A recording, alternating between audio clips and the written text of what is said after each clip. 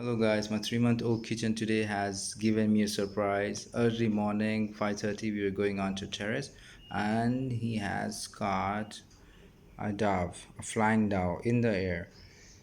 And I was surprised to my own self that really it's just 3 months old, turned 4 days back into three, and he has literally no teeth as well. Like he just have his four canines, but he doesn't have the other teeth.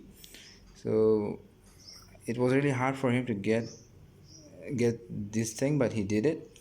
And the next thing was he was all doing the victory dance. I couldn't get him out of his mouth.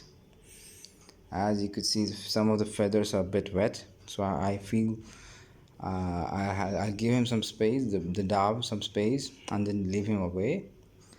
So whenever your kittens are into these sort of things, it's better to lure them with some other toys, because they don't easily leave their new hunt.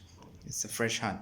They don't leave that, so you give them some toys, and I have given him his favorite wet food.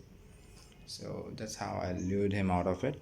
So I'll be dropping away and I'll be sharing the clip in some time.